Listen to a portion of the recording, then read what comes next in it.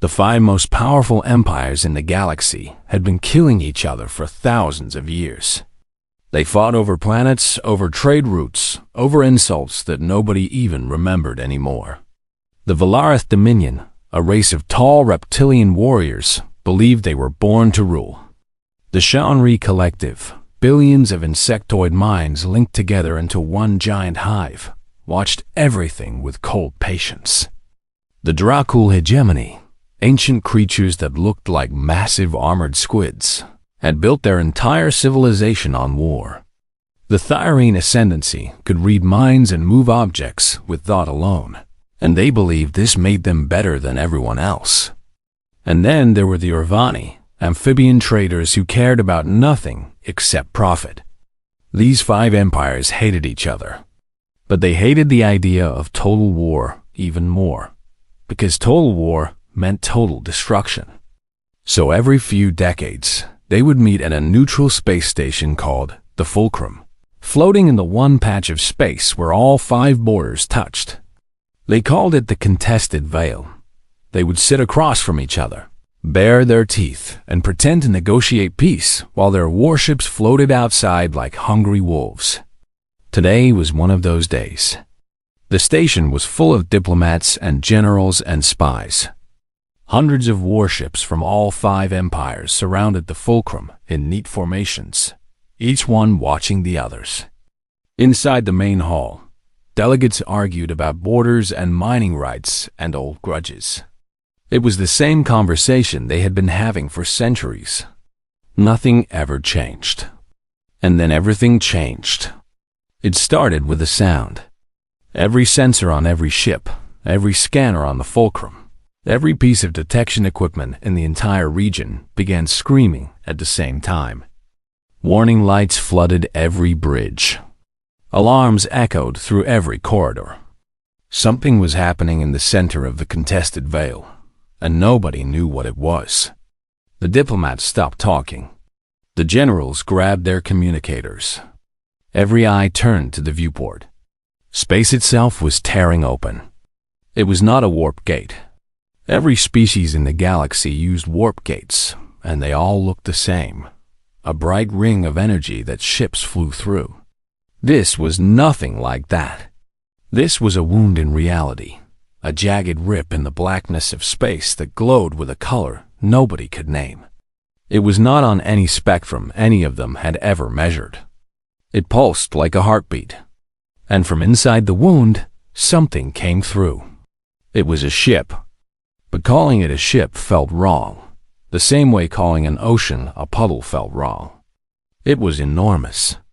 The Dracul Hegemony had the biggest warships in the galaxy, dreadnoughts that were 3 kilometers long and bristled with weapons. This thing made them look like toys. It was easily 10 kilometers from bow to stern, and its shape was unlike anything anyone had ever built. It had no sharp angles, no obvious weapons, no engine nacelles.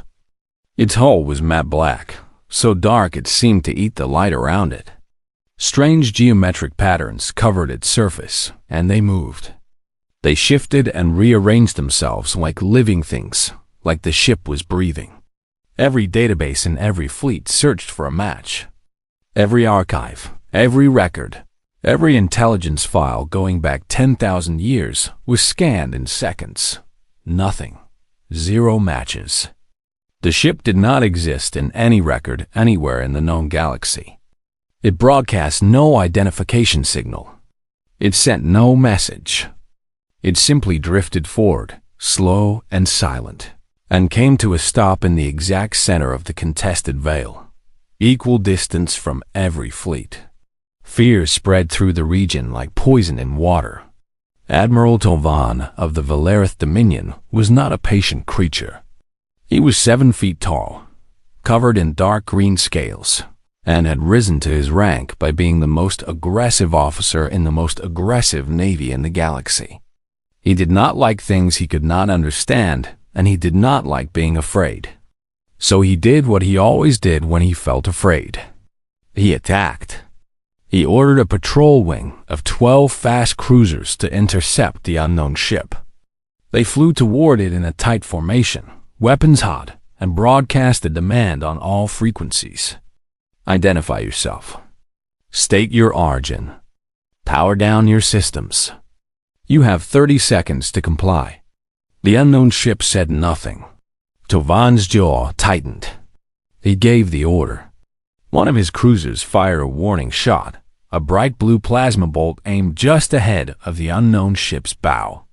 It was a standard intimidation tactic. The bolt would pass close enough to shake them, to let them know the Valarith meant business. The bolt never arrived. About 500 meters from the unknown ship's hull, the plasma bolt simply stopped existing. It did not explode. It did not scatter. It was there, and then it was not, as if the ship had simply decided that the bolt was not welcome and erased it from reality. Tovan's bridge went silent. His weapons officer looked at him with wide eyes. His tactical display showed no shield signature, no deflection field, no countermeasure of any kind. The bolt had just vanished. Before Torvan could give another order, every communication system on the fulcrum received a transmission. It was tight beam, precise, and crystal clear. The voice spoke in Galactic Common, the shared trade language that every species used. The pronunciation was perfect. The grammar was flawless. But the voice pattern matched no known species. It was smooth and calm and carried an authority that made even the oldest delegates in the room sit up straighter. This is the UN Erebus, representing the United Earth Navy. We are here to observe. We recommend you do not fire again. The words hung in the air. Every delegate in the hall looked at each other. The Valarith looked at the Dracul. The Thyrene looked at the Shanri. The Orvani looked at everyone. United Earth Navy, Earth, humans. Nobody had ever heard any of those words before. No database contained them. No star map showed a planet called Earth. No intelligence agency had ever filed a single report about a species called humans. In a galaxy that had been explored and mapped and fought over for 10,000 years, an entire civilization had just appeared from nowhere. And they had a ship that could erase weapons fire from existence. The main hall of the fulcrum, which had been filled with the noise of 5 empires arguing moments ago, was now completely silent. For the first time in recorded history, every empire in the galaxy shared the same emotion at the same time.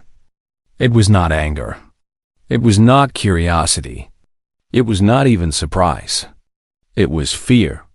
And somewhere aboard the massive black ship that floated in the darkness outside, someone was watching them all, waiting patiently and saying nothing more.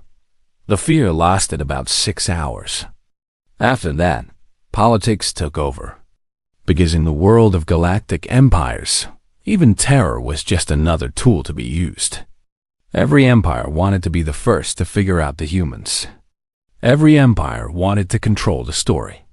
And every empire, deep down, was already thinking about how to take that enormous black ship and its impossible technology for themselves. The Thyrene Ascendancy moved first. They were proud of their psionic abilities. For thousands of years, they had been reading the minds of other species, bending thoughts, breaking wills. No mind in the galaxy could resist a trained Tyrene telepath. So they sent their best.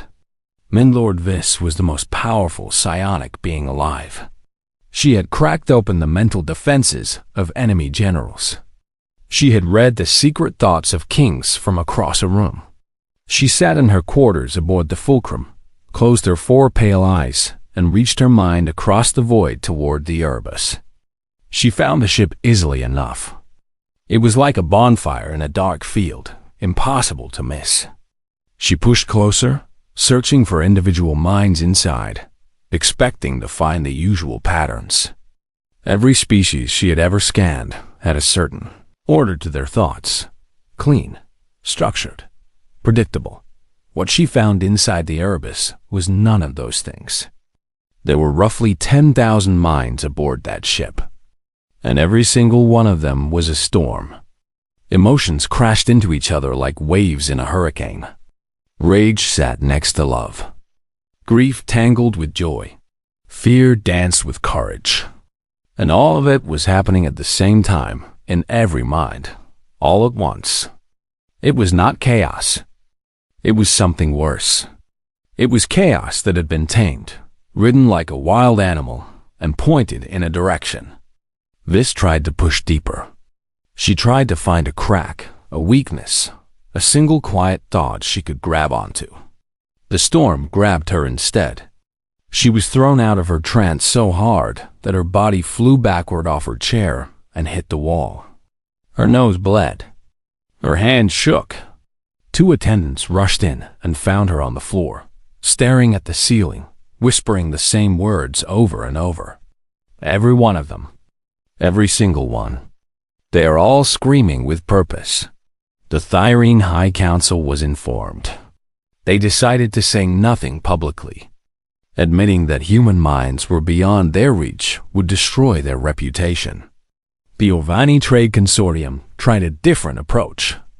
They sent a polished diplomatic shuttle to the Erebus, carrying their best negotiator, a smooth-talking amphibian named Gallus, who had brokered deals worth more than some planets. He brought gifts, trade proposals, and a contract that would give the Orvani exclusive trading rights with Earth, in exchange for galactic star maps and technology databases. The humans let him dock. They treated him with respect. They gave him a meal, and then they politely said no. Gallus was confused. Everyone wanted to trade. Everyone wanted technology. Everyone wanted an advantage. He offered better terms. The humans said no again. He offered even better terms. They smiled and said they were not interested in military or technological trade at this time, but they appreciated the offer. Gallus returned to his ship in a daze. In his report to the consortium, he noted something that troubled him. The humans spoke Galactic Common perfectly, but their use of language was extraordinarily complex. They used words with layers of meaning. They made jokes. They used something called sarcasm, which Gallus had to have explained to him 3 times before he understood it. These were not primitives. These were not simple creatures stumbling into the galactic stage. These people knew exactly what they were doing. The Dracul hegemony did not bother with diplomacy. They were warriors, and warriors measured threats in numbers. Warlord Cathol, the hegemony's chief strategist, ordered every scanner and sensor in the Dracul fleet pointed at the Erebus. For hours, they measured its energy output, its hull density, its thermal signature, its gravitational shadow. The results made Cathol feel sick. He sat in his command chamber and read the report 3 times, hoping he had made a mistake. He had not. The Erebus was outputting more energy than a small star. Its hull was made of materials that did not appear on any periodic table. Its defensive barrier, the thing that had erased the Velarth plasma bolt, operated on principles his best scientists could not even begin to understand. Keth Al was old. He had fought in 43 battles and won 41 of them. He had earned every scar on his massive armored body. And he knew, with the certainty of a lifetime spent studying war, that the ship floating outside could destroy every vessel in the region without effort. He wrote a classified report and sent it to Dracul High Command. His superiors read it and ordered it buried. In the hegemony, admitting that someone was stronger than you was the same as admitting defeat. The report disappeared into a locked archive. Meanwhile, Admiral Tovan was making noise. The Velarth commander was humiliated. His warning shot had been erased like it was nothing. He had been made to look weak in front of 4 other empires, and in Velareth culture, weakness was death. He stormed through the Fulcrum's corridors, cornering delegates, demanding action. The unknown ship was a threat. It had to be dealt with. If the empires worked together, they could overwhelm it with numbers. Most delegates ignored him, but some listened. In the middle of all this, the humans sent someone to the summit. Her name was Captain Ria Vasquez, and she arrived alone, wearing a simple black uniform with no medals and no decorations. She was average height, with dark hair pulled back tight, brown skin, and a long scar that ran from her left temple to her jaw. She walked into the main hall of the fulcrum, the way someone might walk into their own living room, calm, unhurried, and completely unafraid. She sat in the empty chair that had been placed for her, looked around at the most powerful beings in the galaxy, and smiled politely. The delegates questioned her for hours. Where was Earth? She could not share that information at this time. How large was the human fleet? That was classified. What did humans want? To observe, learn, and perhaps make friends. The Valarith delegate, a snarling officer named Dren, lost his temper. He stood up, towering over Vasquez, and told her that her species was trespassing in sovereign space.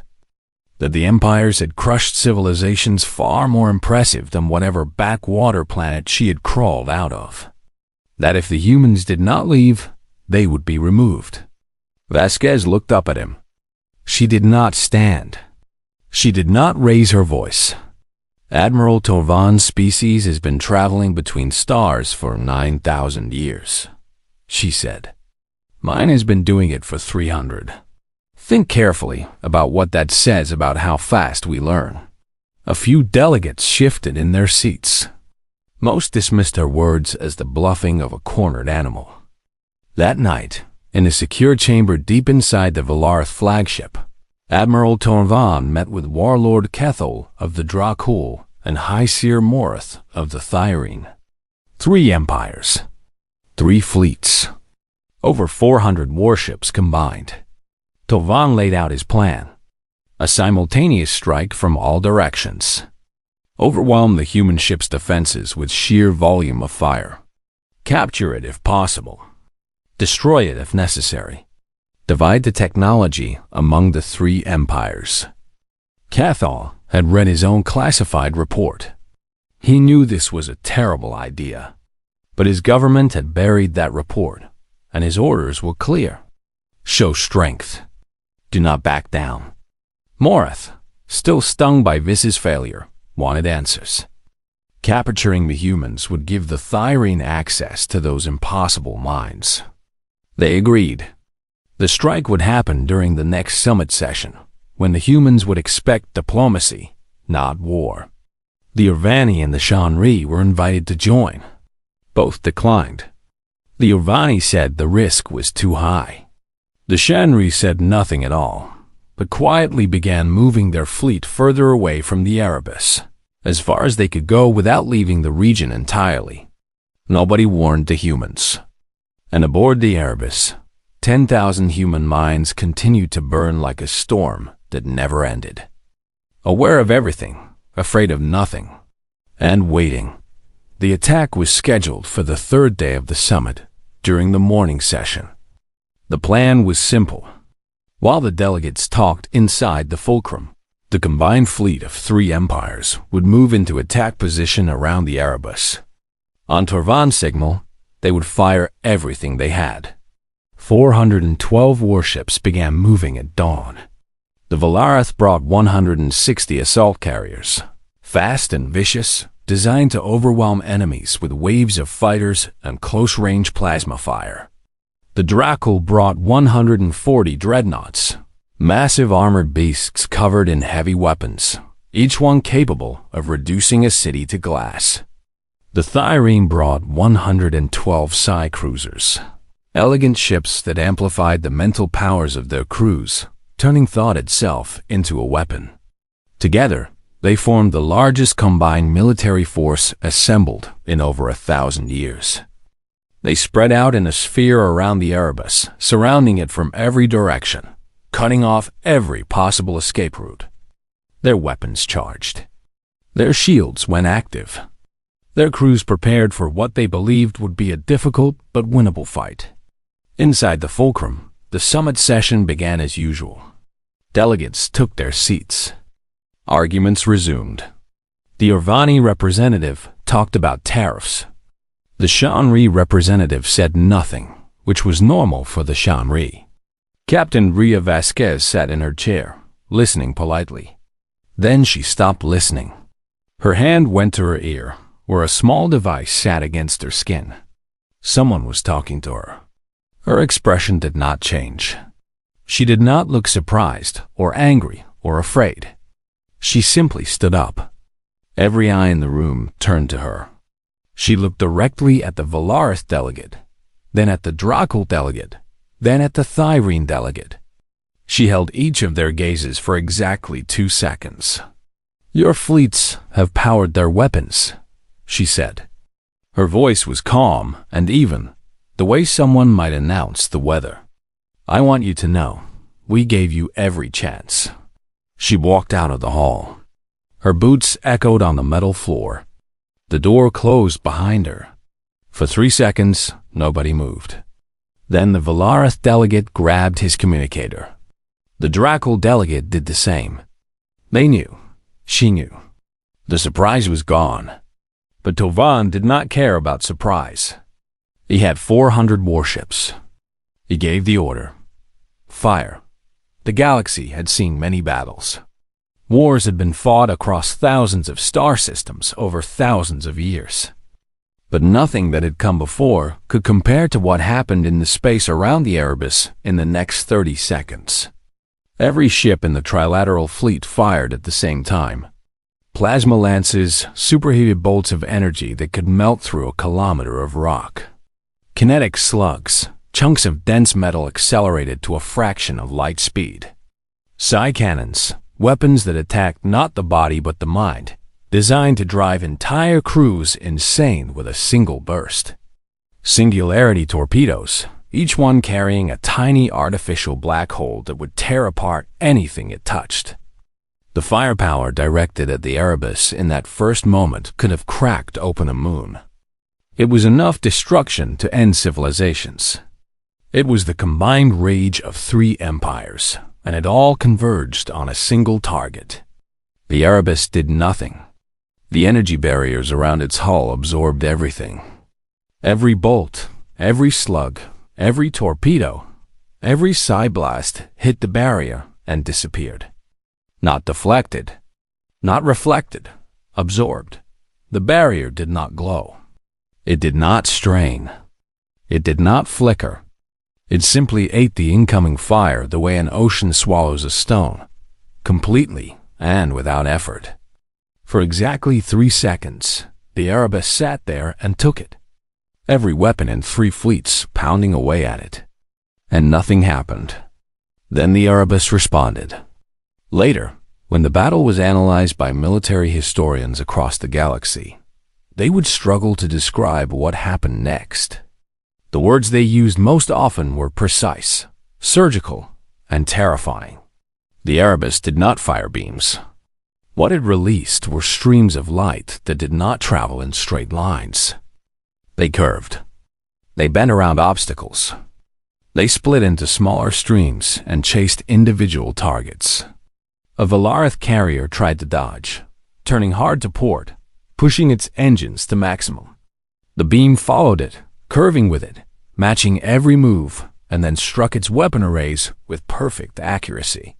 The plasma cannons exploded. The missile tubes melted shut. The engines died. But the hull held. Life support stayed active.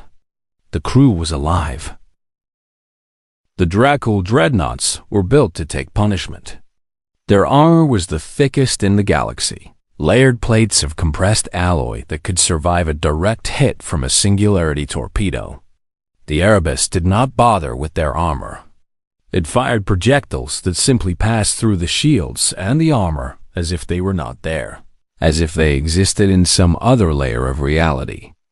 The projectiles appeared inside the ships and detonated against weapon systems, engine cores, and shield generators. Internal explosions ripped through corridors, but only the corridors that contained military equipment. Crew quarters were untouched.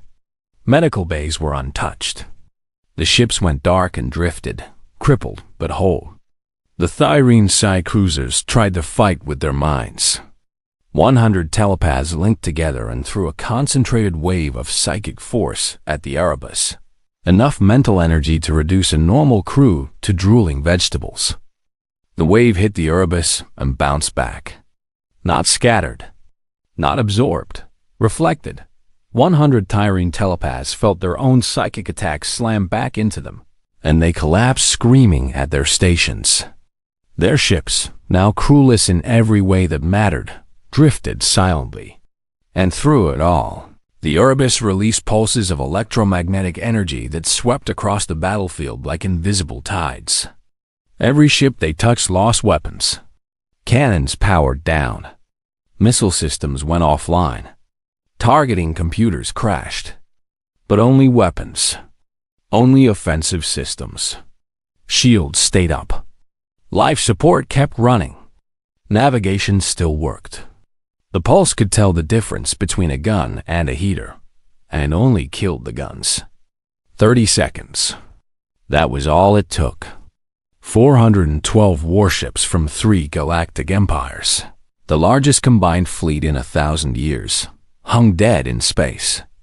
Not destroyed, not burning, just silent, drifting, dark, every weapon disabled, every engine cold, every offensive system reduced to scrap, and not a single being on any of those ships was dead.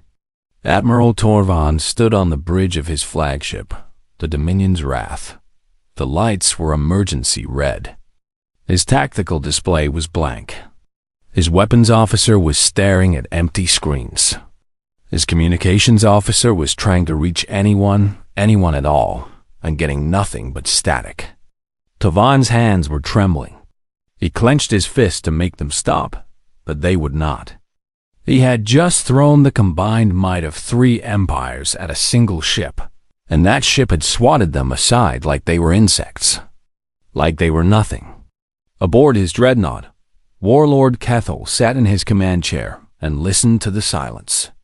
No explosions, no screaming, no alarms, just silence. He turned to his second-in-command, a younger Dracul officer whose face had gone pale gray. "Send the classified report to High Command," Kethel said quietly. "All of it. No more burying the truth." His second-in-command nodded and left without a word. And then the Erebus spoke. Its transmission went out on every frequency, to every ship, every station, every communication relay in the region. The same calm, steady voice that had introduced itself days ago. No anger, no triumph, no threat, just facts. This engagement is concluded. We have destroyed no vessels and taken no lives. We have no interest in your territories, your resources, or your wars. But understand this clearly. The next species that fires on a united Earth vessel will not receive the same restraint. Erebus out. The transmission ended. The Erebus went silent again, floating in the center of the wreckage of 3 broken fleets, untouched, unscratched, and completely still. On the fulcrum, the delegates sat in their chairs and said nothing. The Shanri representative, who had been quiet throughout the entire summit, turned to the Orvani representative and spoke for the first time. "They chose not to kill," the Shanri said. "That is the most frightening thing of all." The Orvani representative nodded slowly. Because the Shanri was right. Any empire could destroy. Any fleet could kill. But choosing not to, having the power to erase 400 ships and every soul aboard them, and instead choosing to simply turn off the lights, that required a kind of strength that none of them had ever seen before. The kind of strength that made you wonder what would happen if they ever stopped being gentle Dodd. The battle lasted 30 seconds. The political earthquake it caused lasted much longer. Within hours of the engagement, the Trilateral Pact collapsed. Torvan, Kethal, and Morath had agreed to share the victory. Nobody had planned for sharing the humiliation. The 3 empires turned on each other immediately, each one blaming the others for the failure. The Velarith Dominion moved first. Admiral Torvan was arrested by his own officers before his flagship's emergency power was even fully restored. The Dominion's military council needed someone to blame, and Torvan had been the loudest voice calling for the attack. He was stripped of his rank, removed from command, and transported back to Valar space in chains. His trial would be quick and public. The Dominion did not forgive weakness, and right now, the entire species felt weak. The Dracul hegemony handled things differently because the Dracul were different. They were the oldest spacefaring civilization among the 5 empires. They had been warriors for longer than some species had existed. Their entire culture, their religion, their art, their laws, everything was built on the idea that strength was the highest virtue, and that the Dracul were the strongest beings in the galaxy. And now they knew that was not true. Warlord Kethel's classified report finally reached high command, and this time it could not be buried. The numbers were too clear. The evidence was too strong. A single human ship had disabled their entire forward fleet without suffering a scratch, without taking a life, without even seeming to try very hard. The Dracul had not just lost a battle. They had discovered that their entire understanding of power was wrong. Kethel expected to be punished for his part in the failed attack. Instead, he received a private message from the hegemony's ruling council. They wanted to know everything he had learned about the humans. Not their weapons. Not their technology. They wanted to know how a species that was only 300 years into space travel had surpassed civilizations that had been flying for 9,000. The Thyran ascendancy was falling apart in a quieter, more personal way. Mindlord Vis had partially recovered from her first attempt to scan the Erebus, but the battle had broken something else inside her. During the engagement, when the Thyrene Psi cruisers had attacked and been repelled, Vis had been linked to the network. She had felt the reflection. She had experienced the full force of 100 Tyrene minds slamming back into themselves. But in that moment of contact, she had seen deeper into the human minds than before. She requested a meeting with the Thyrene High Council and told them what she had found. "We have always believed that mental order is the path to power," Vis said. Her voice was still shaking. "Our minds are clean, structured, disciplined. We suppress emotion to achieve clarity. That is how we control psionics. That is how we dominate other species." She paused and took a breath. The humans do the opposite. Their minds are filled with emotion. Not one emotion. All of them. At the same time. Rage and love and grief and hope and fear and joy, all crashing together like waves in a storm. By our standards, they should be insane. They should be broken. But they are not. They have learned to ride the storm. They use the chaos as fuel. Every human mind I touched was a hurricane with a pilot sitting in the center, steering it. She looked at the council members, each of them masters of mental discipline. Each of them proud of their controlled, orderly thoughts. "We are candles," Vis said. "They are wildfires. And they have learned to aim." The council said nothing for a long time. While the 3 attacking empires dealt with their internal crises, the other 2 made very different choices. The Orvani Trade Consortium, true to their nature, sent another delegation to the Erebus. This time they did not come with contracts and deals. They came with an honest question. What would the humans accept? The answer surprised them. The humans were willing to exchange cultural information, art, music, literature, and history. They would share knowledge about their homeworld and their species. But they would not trade weapons. They would not trade military technology.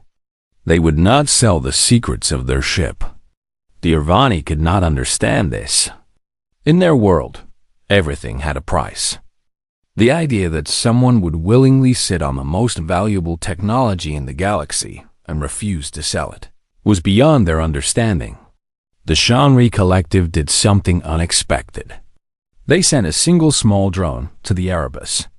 The drone carried no weapons, no scanners, no surveillance equipment. It carried a data core containing the complete cultural archive of the Shanri species. Every song their hive queens had ever composed. Every memory their collective had ever preserved. Every piece of art, every historical record, every scientific discovery, freely given with no conditions.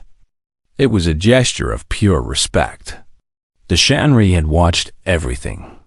They had calculated the odds before the battle and moved their fleet away because they already knew what would happen. They were the first species in the galaxy to understand that the humans were not a threat to be measured, but a neighbor to be welcomed. The humans accepted the gift and gave one in return. A curated archive of Earth's history, art, music, and literature. The Shanri Hive Queens spent 3 days processing human music. When they were done, they created a new word for it in their language. They called it organized emotion, and they declared it one of the most beautiful things they had ever experienced. 1 week after the battle, Captain Vasquez held what the humans called a press conference aboard the Fulcrum. Representatives from all 5 empires attended. The room was full. The air was tense. Everyone wanted answers. Vasquez stood at the front of the room and gave them some. She told them about Earth. She described a planet that made the delegates shift uncomfortably in their seats. Earth was what the galactic community called a death world, a planet so hostile that most species would classify it as uninhabitable. High gravity, an atmosphere full of a corrosive gas called oxygen. Extreme temperature swings. Earthquakes, hurricanes, tsunamis, volcanic eruptions. An ecosystem filled with predators, parasites, and diseases. Mass extinction events that had wiped out most life on the planet not once, not twice, but 5 times. And humans had evolved there, not as the top predators. Humans were not the fastest, not the strongest, not the toughest creatures on their own world. They survived by being persistent. They were pursuit predators. They chased their prey on foot, sometimes for hours, sometimes for days, until the prey collapsed from exhaustion. They could not outrun anything. They simply never stopped. She told them about humanity's 300 years in space. They had received no help. No galactic community had welcomed them. No elder species had given them star maps or taught them how to build warp drives. They had figured out everything on their own, from scratch, through trial and error and stubbornness. They had nearly destroyed their own planet before they left it. They had fought terrible wars among themselves. They had stumbled and fallen and gotten back up again and again. And then she told them the thing that changed everything. The Erebus is not a warship, Vasquez said. It is a deep space exploration vessel, a scout ship. It was designed for long-range observation and first contact. The weapons it carries are defensive systems, included as a precaution for encounters with hostile wildlife or environmental hazards. The room went very still. The Erebus is not the strongest ship in the United Earth Navy, Vasquez continued. It is not the fastest. It is not the most heavily armed. It is an explorer. It was sent ahead of our main fleet to see what was out there. A Dracul delegate spoke from the back of the room. His voice was hoarse. If this is a scout, what does a warship look like? Vasquez looked at him for a long moment. You do not want to find out, she said simply.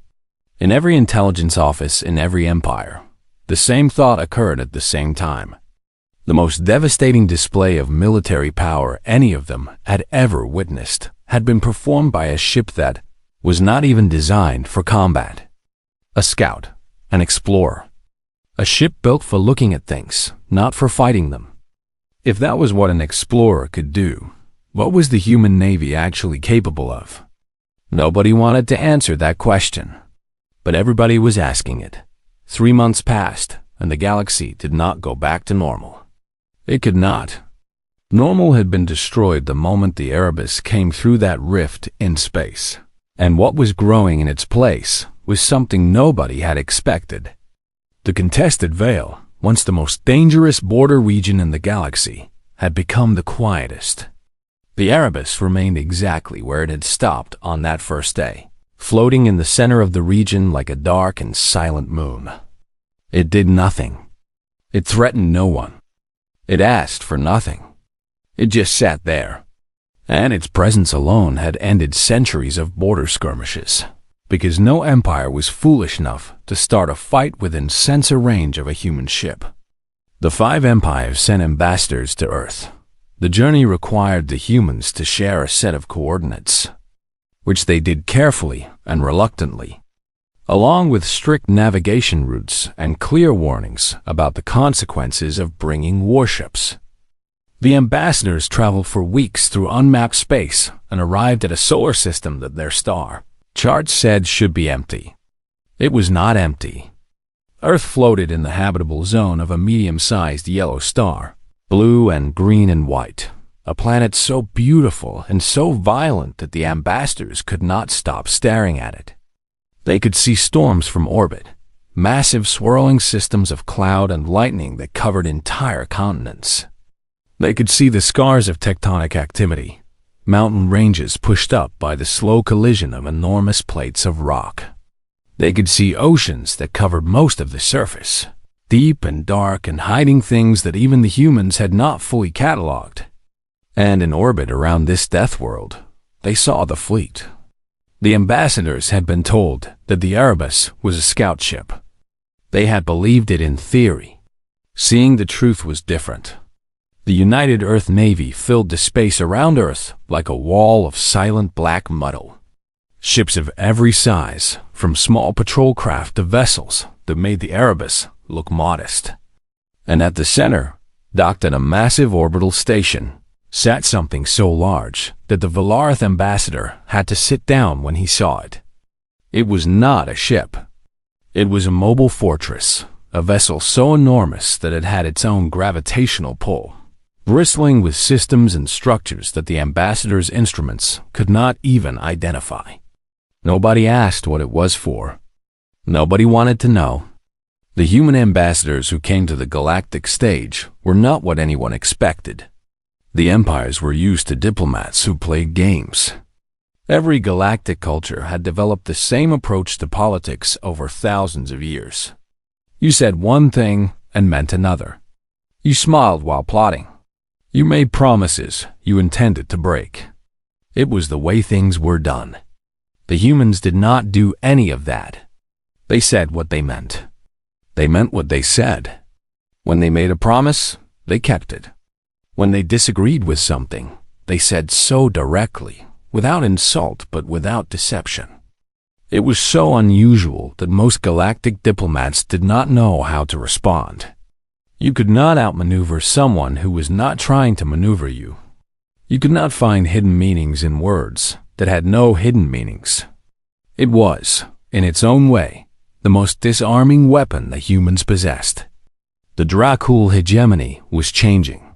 The old guard, the warriors who had built their lives on the idea that conquest was the only path to honor, were losing ground. A new generation had grown up hearing the story of the battle at the contested Veil. They had heard how the humans had won without killing. They had heard how a species that was only 3 centuries old had surpassed every military in the galaxy, not through cruelty or aggression, but through relentless creativity and adaptation. Warlord Kethel became the voice of this new movement. He had been there. He had felt his ship go dark. He had sat in the silence of his defeated bridge and understood something that most Dracul were only now beginning to accept. True strength was not the ability to destroy. True strength was the ability to choose not to destroy, even when you could. He traveled to the Erebus personally to request a cultural exchange with the humans. When he arrived, he was met by Captain Vasquez, who took him on a tour of the ship. He saw things he would never forget. He saw humans training in a combat gymnasium, fighting each other with a ferocity that would have impressed any Dracul warrior. He saw the same humans an hour later sitting together and laughing and sharing food. He saw a crew member playing a musical instrument with tears running down her face, and when he asked what was wrong, she said she was not sad. She was playing a song that reminded her of home. He asked Vasquez how humans could contain so much contradiction. How could they be warriors and poets at the same time? How could they cry and fight and laugh and grieve all within the same hour?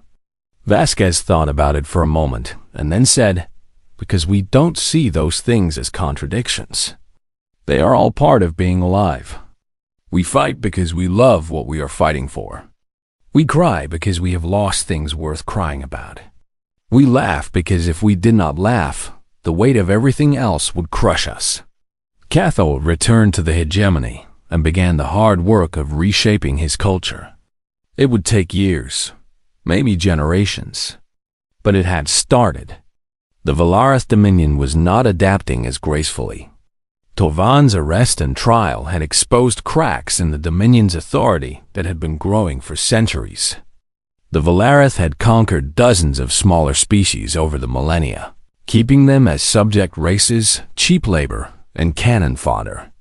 These subject races had always been too afraid to resist. But the humans had changed the math. If one ship from an unknown species could humble 3 empires, then the empires were not invincible. And if the empires were not invincible, then maybe, just maybe, the conquered did not have to stay conquered. Rebellions began on Valarith vassal worlds. Small at first, protests, strikes, refusals to work. The Dominion cracked down hard, but for every uprising they crushed, 2 more appeared. The subject races were not asking for human help.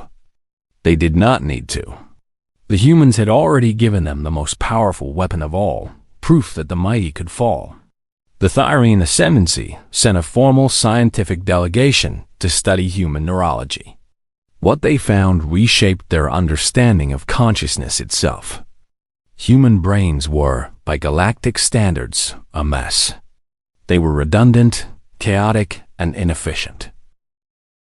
They processed information through tangled networks of neurons that fired in patterns that looked random to Thyrene instruments. By every measure the Thyrene used, the human brain should not have produced intelligent thought. But it did. And the chaos was the reason why. Because human brains were not optimized for any single function, they could adapt to almost anything. They could rewire themselves in response to injury, trauma, or new information. They could hold contradictory ideas simultaneously and use the tension between them to generate new solutions. They were creative in a way that no orderly, disciplined Thyrene mind could match.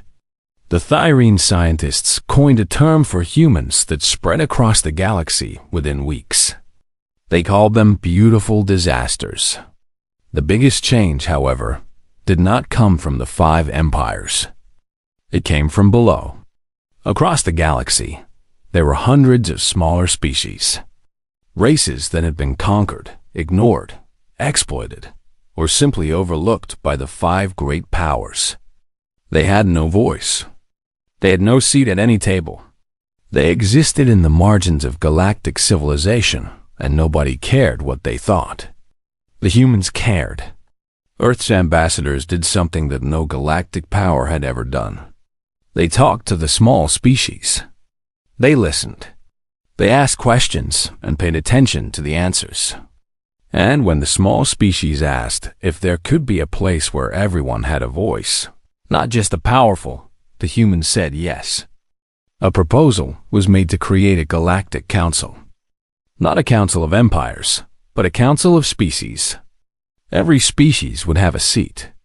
Every voice would be heard. The 5 empires resisted, of course. Sharing power was not something they did willingly. But the Erebus was still floating in the contested veil, and the human fleet was still orbiting Earth. And everyone knew that when the humans suggested something, it was wise to take the suggestion seriously. The fulcrum was chosen as the council's meeting place.